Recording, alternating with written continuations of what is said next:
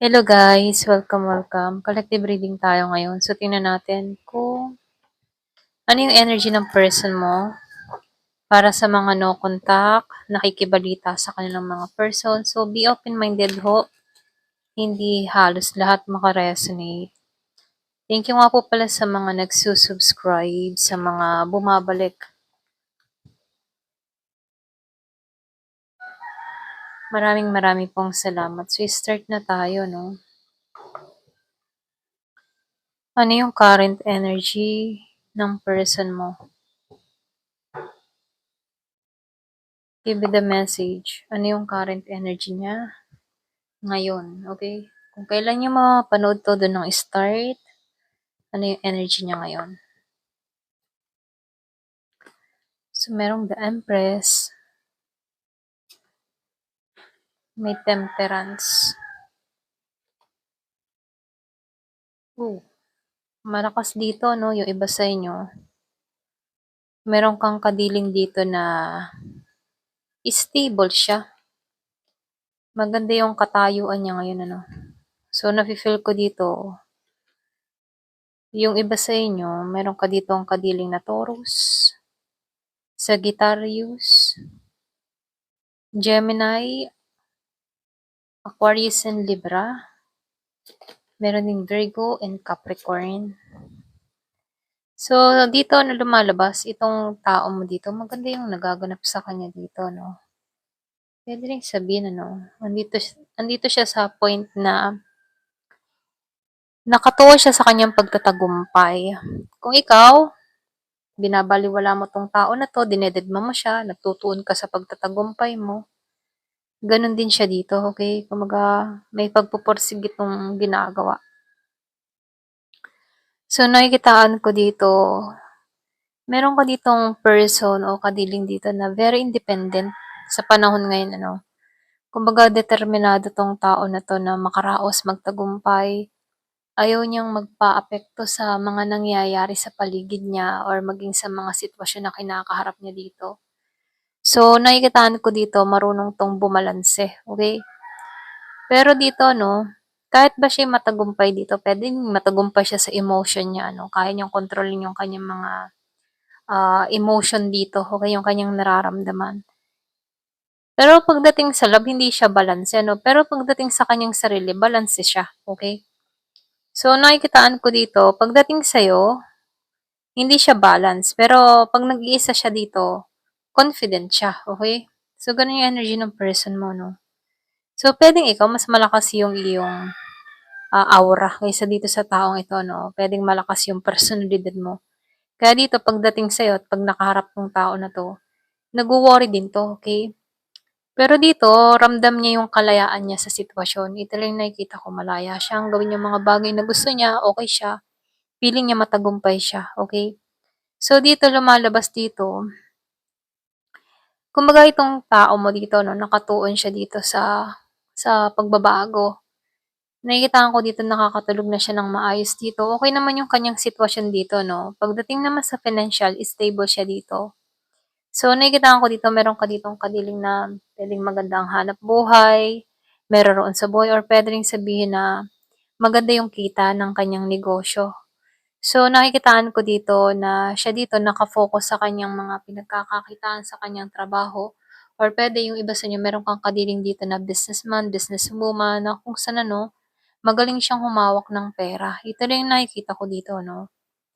So, dito, yung iba sa inyo, ayaw nito ng gulo pagdating sa'yo or kahit sa kanino man, ano, ayaw niya nung nakikipagtalo, ayaw niya ng ingay, ayaw niya ng, alam mo yun, kumbaga irritable din 'tong tao na 'to, okay? So, meron siyang pag-uugali dito na iiwasan ka niya kung ikaw lamang yung gulo sa buhay niya, gano'n. So, nafi-feel ko dito masyado siyang protektado sa kanyang sarili, 'no, kumbaga hinahanap lagi ng tao na 'to yung peace of mind. Kung halimbawa, for example, ikaw yung nagbibigay ng ingay sa mundo niya, aalisan ka niya. Gano'n yung energy ng tao na 'to, okay? Kumbaga hindi niya pag-aaksayahan yung oras niya manatili sa isang tao kung alam niya na ito lang yung magbibigay or magbibigay ng stress sa kanya, okay? Kumbaga itong person mo, mahilig 'to na protektahan yung kapayapaan niya, gano'n. Kaya dito, 'no, lumalabas dito sa Temperance reverse na pagdating sa'yo wala siyang lakas na, humarap or puwede ring ramdam niya dito na hindi siya okey sa sitwasyon ano, puwedeng ikaw yung nagbibigay ng ingay sa buhay niya, okey? So, nafi-feel ko dito 'no, puwedeng hindi kayo align sa isa't isa.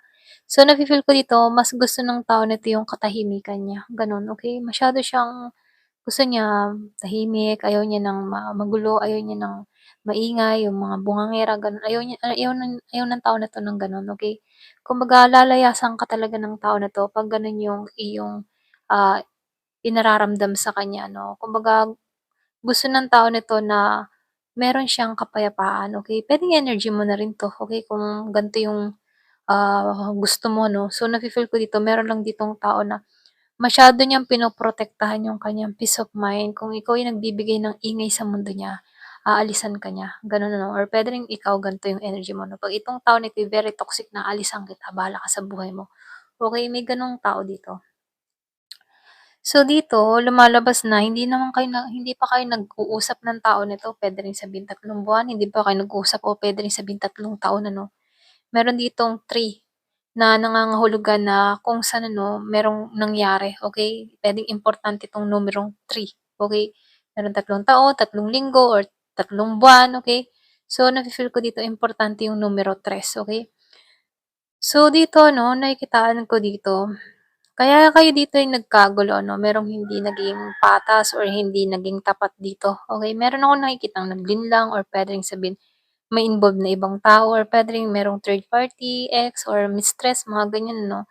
So lumalabas dito, ito yung naging dahilan kasi nakikitaan ko dito merong tukso or puwede ring sabihin, itong person mo lapitin sa tukso na kung saan yung tukso hindi niya napigilan, kumagat siya dun, okey? Kumagat siya sa tukso. So nafi-feel ko dito meron dito, ito yung nagmula, dito dito dito nagsimula, yun.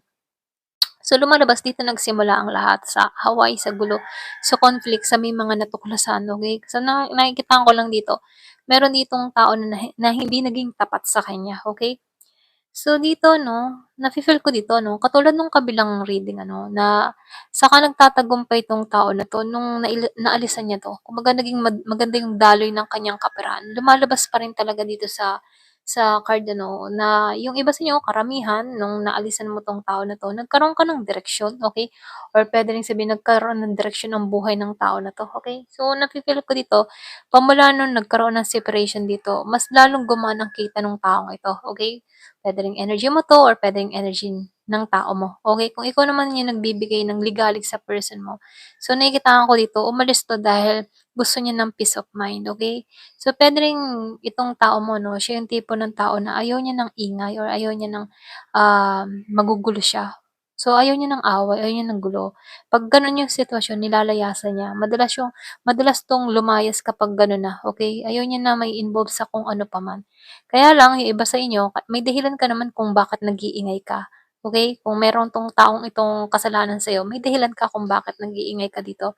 Kaya lang itong tao mo hindi niya naman matanggap, okey? Kahit baga meron siyang mga pagkakamali dito, pilit na lang niyang iniiwasan, okey? Ayaw niyang resolbahan. Gano'n siyang tao ano. Ito lang yung nakikita ko 'no, hindi siya mahilig mag-resolve ng issue, nilalayasan niya yung issue, gano'n.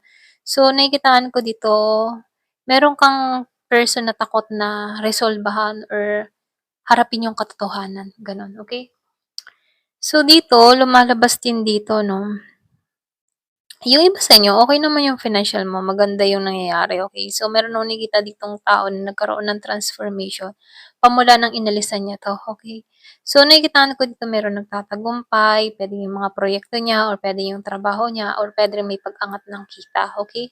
So, kung meron kang mga extra job, so nafi-feel ko dito na nagiging maganda yung takbo ng iyong kaperahan dito 'no, kumbaga stable ka, nagkakaroon ng transformation na nangyayari sa buhay mo, okey ang sitwasyon mo ngayon, okey. So dito 'no, yung iba sa inyo mas nakatuon ka sa pag-iipon or puwede ring meron ka ditong person na mas nakatuon din sa pag-iipon, okey? So meron akong nakikitang involved na ipon or savings ano, kumbaga itong tao na 'to mas gusto niya mag-ipon, puwedeng para sa kinabukasan niya, para sa kanyang mga hinaharap or puwede ring sabihin meron siyang pinag-iipunan dito or pinaghahandaan or puwede rin meron lang siyang gustong mabili, okey, na importante para sa kanya, ayan. So, nakikitaan ko dito 'no, meron ditong tao na naka-focus sa pag-ipon. Ipon muna ako para sa hinaharap ko or puwede ring sabihin pinaghahandaan niya na yung kanyang pagtanda, okey? So, nakikitaan ko lang dito, merong tagumpay. May nagtatagumpay dito 'no. So, yung kabuuang mensahe dito 'no, kahit meron kayong napagdaanan sa buhay ng tao na 'to, nakikitaan ko dito merong nagtatagumpay, okey? Puwedeng ikaw or puwede rin itong katao mo, pero nafi-feel ko more sa inyo yung iba 'no, nagtatagumpay sa aspeto ng buhay mo na kung saan ano, nagiging masaya ka or nagiging maligaya ka sa mga nangyayari sa'yo, okey? Yun nga lang meron isa sa inyo dito, okey, puwedeng isa sa inyo ng kapareha mo dito 'no, kung sino man yung nagtatagumpay, yung isa lagapak, okey? So, nakikitaan ko dito meron ditong namomroblema sa pera, yung bang tipong hindi niya akalain na magiging ganito yung sitwasyon niya, hindi niya akalain na malulugi siya. So, nakikitaan ko dito mahilig 'to sa sugal. Ito lang nakikita ko mahilig 'to sa sugal, mahilig 'tong yung mahilig siya sa easy money, okey? So, nakikitaan ko dito merong na-scam or puwede ring sabihin na merong natalo sa sugal, okey? Kung meron kang kadilim na mahilig sa sugal or mahilig siya sa mga easy money, meron ditong malaking perang nawala sa tao na 'to na kung saan ano, yung iba sa inyo na-bankrupt 'to, okey? So, dito kaibahan dun sa inyo o kung ikaw naman ngayon nananayog ng tagumpay, yung kadiling mo dito meron ditong nagaganap sa kanya pagdating sa kaperahan, okey? Ito rin nakikita ko 'no.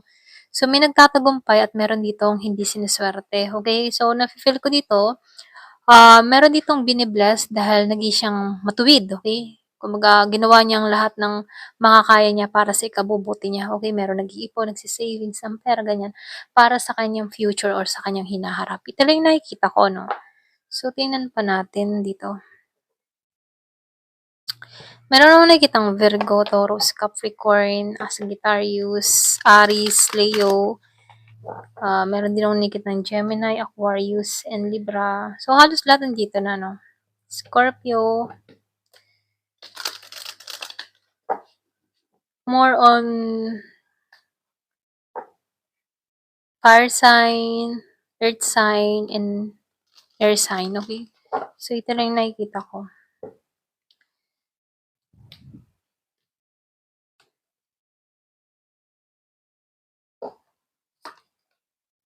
Shock. So, yung iba sa inyo 'no, puwedeng ikaw yung empress dito 'no, puwedeng ikaw 'to ngayon, okey? So, nafi-feel ko dito merong na-shock, puwedeng merong nabigla dito, unexpected, hindi inaasahan. Na-shock siya sa malaking pagbabago na nangyayari sa'yo. Kung ikaw yung nagtatagumpay dito 'no, merong na-shock, okey?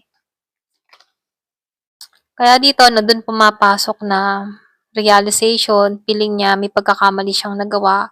So, nakikitaan ko dito merong naliligaw ng landas kung meron ka ditong tao 'no, kasi meron akong nakikita ditong person na kung saan feeling lost, merong na-bankrupt or meron ditong naubusan ng kaperahan, okey? Dun sa mga sinalihan niya, okey? Merong na-scam at yung iba naman sa inyo, mali yung pinag-investan niya ng pera kung bakit nauubos 'to at nagkamali siya dito 'no. So, dito nakikitaan ko dito na biktima 'tong tao na 'to, okey, pagdating sa pera. Ito lang yung nakikita ko 'no, so broken. So, kung ano man yung pinaggagawa ng kadiling mo rito 'no, nakikitaan ko dito may nawala sa kanya dito. Kaya dito feeling destroy siya, okey? Kumbaga pinansiyal niya na-destroy pati yung puso niya 'no, or puwede ring meron ka ditong nakadiling na tao na kung ipinagpalit ka sa iba, okey? Kasi meron akong nakikita ditong natukso, okey? So, nakikitaan ko dito puwedeng habol lang sa kanya yung pera ng tao na 'to, meron 'tong kinuha sa kanya kaya dito ano, feeling broken siya.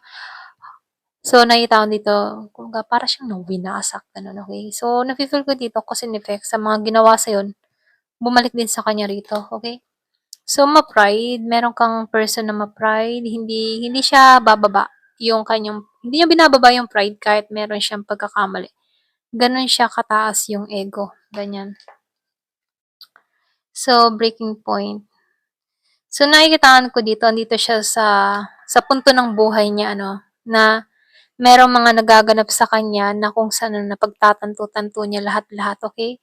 So, nakikitaan ko dito meron ditong limitasyon, kumbaga binibigyan na 'to ng limitasyon or hangganan kung hanggang kailan siya magbabago dito, okey? Kumbaga may bilang na dito 'no.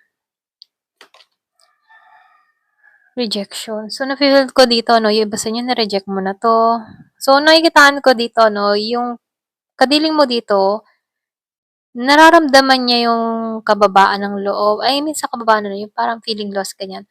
Sa panahong nag-iisa siya dito, feeling niya rejection siya or feeling niya naabundo na siya, okay. So, nakikitaan ko dito, wow, sobrang hirap 'to, nade-depress, kumbaga feeling lost sa sitwasyon. So, meron kang tao na sobra talagang hirap ng pinagdadaanan ngayon ano. So, yung iba sa inyo kung meron kang kakilala or kadiling na nabangkarote, nadaya, naloko, naisahan, naperahan, mga gano'n ano. Ngayon niya nararamdaman yung kawalan. So, kaya lang dito 'no, yung iba sa inyo nag-put ka ng boundaries kasi alam mo protektado ka dito. So, nakikitaan ko dito, yung iba sa inyo nag-put ka ng boundaries para sa ikabubuti mo. Kaya dito nagfo-focus ka na lang sa pag-unlad mo, sa kasaganahan mo, okey? Kumbaga alam mo na kung saan ka rapat, okey? So, nakikitaan ko dito, hindi ka basta-basta mapapasok ng tao na 'to, okey? Hihirapan siya, gano'n. So, nafi-feel ko dito hindi 'to basta-basta makakatuloy sa buhay mo, kasi meron kang boundary, alam mo yung limitasyon mo, alam mo yung hangganan mo. Hindi katulad before na, okey sige pasok, ganyan. Ngayon alam mo yung limitasyon mo, gano'n. So, shallow ano, so nakikitaan ko dito, meron kang person na very shallow or puwedeng sabihing mababaw na tao ano. So, nakikitaan ko dito ngayon niya nararamdaman yung kawalan, empty, okey dito. Kasi hindi siya naging mas malalim sa connection niyo 'no, kumbaga puwedeng inisi-isi ka ng tao na 'to, isinawalang-bahala gano'n 'no. So, dito ngayon niya nararamdaman yung gano'n, okey, kasi merong recovery na nangyari sa buhay mo, cloudy judgment. So, nakikitaan ko dito yung pag-uusig, paghuhusga, okey. So, nakikitaan ko dito meron pa rin siyang nararamdaman na intimacy sa'yo, okey, sensual. Kaya lang dito, alam mo yung boundary mo, kaya alam mo kung hanggang saan ka, yung limitasyon mo. So, dito mas pinoprotektahan mo yung balance mo, yung harmony mo at yung foundation mo, okey. So, mas priority ka sa family mo, sa i-establish mo, sa gagampanan mo, sa seguridad mo, gano'n. Kaya dito ano, lumalabas nag-iipon ka para mai-secure yung life mo para sa hinaharap or puwedeng sabihing pinaghahandaan mo na yung future kahit nag-iisa ka, okey? Ayun, ito lang nakikita ko, ayan. Thank you for watching. Love and peace.